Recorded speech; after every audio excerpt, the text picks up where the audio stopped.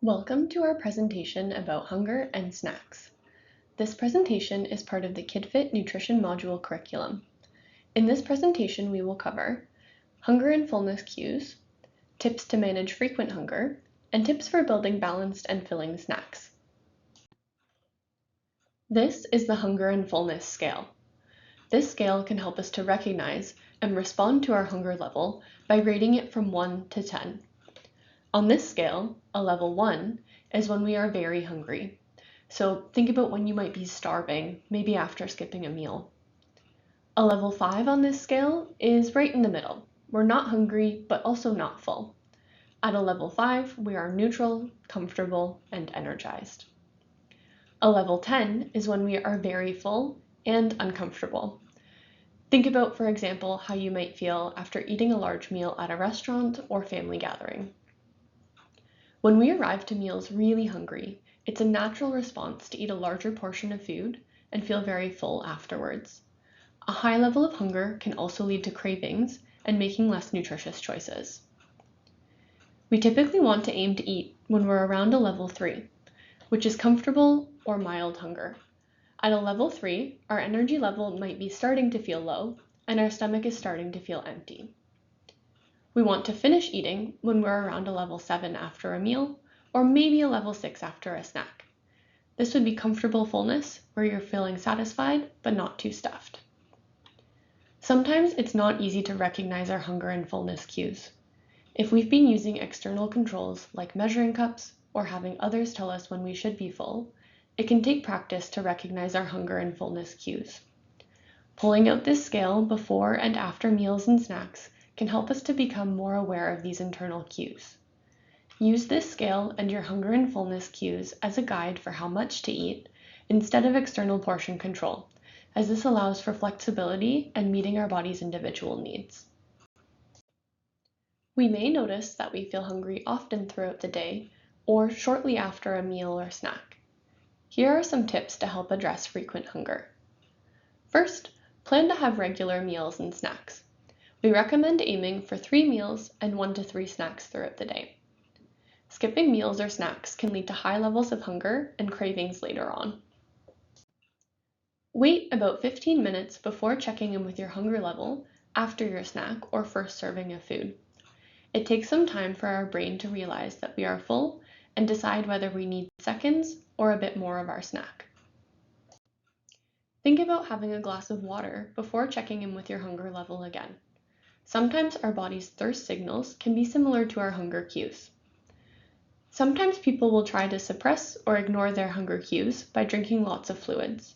If you are still hungry after having a glass of water and waiting a few minutes, that is true hunger, and it's a good idea to have something to eat. We do not want to be ignoring our body's hunger signals. Finally, include filling foods with all of your meals and snacks. The key nutrients for fullness are fiber and protein. Let's take a look at foods that we can include to help us feel full and satisfied. As shown in the plate model on the right, the 3 food groups are fruits and vegetables, grains, and protein. Aim for at least 2 different food groups at a snack. We want to include at least 1 source of protein and 1 source of fiber to build a balanced snack. We will review examples of each on the coming slides. When serving yourself a snack, portion out your food into a bowl or onto a plate instead of eating out of the bag or package. This will give you a chance to check in with your hunger and fullness cues after finishing one portion before deciding if you want more. We want to aim to eat every 3 to 4 hours during the day. Try to space out your meals and snacks to make sure we're eating regularly to avoid getting too hungry. We also want to allow our bodies to get hungry between meals and snacks, so we want to avoid grazing and aim to have structured meals and snack times. In general, plant foods are sources of fiber. This includes fruit, vegetables, beans and bean dips, peas, lentils, soy products like tofu, tempeh, and edamame, nuts, seeds, and nut or seed butters, as well as whole grains, such as products made from whole grain wheat, oats, barley, quinoa, brown or wild rice, and more. Aim to include at least 1 source of fiber with your snacks. Protein foods include plant proteins like beans, peas, lentils, soy products like tofu, nuts and seeds, animal proteins like eggs, meat, and fish, and dairy products like cheese and higher protein yogurts like Greek or Icelandic style yogurt. Aim to include at least one source of protein with snacks. Also note that while milk and regular yogurt also fall into the protein food group, they are lower in protein. So if you are having milk or regular yogurt, add an additional protein food to your snack. A small snack usually includes one source of fiber and one source of protein. Small snacks are great for when we're moderately hungry, maybe around a level 4, or when the next scheduled meal isn't too far off. Examples of smaller snacks with fiber and protein include fruit and nuts or seeds, veggie sticks with bean dip, Greek yogurt and fruit, or whole grain crackers and cheese. A larger snack may include more than one source of protein and fiber. Larger snacks are great for when there's a longer gap between meals or when we're hungrier, maybe around a level 3 on the hunger and fullness scale.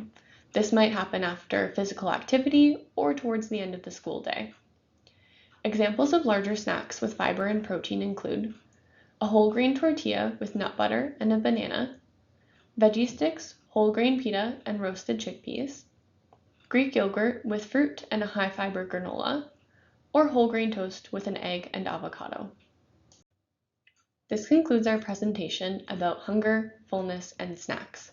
For more information, tips, and recipe ideas, please see your nutrition manual.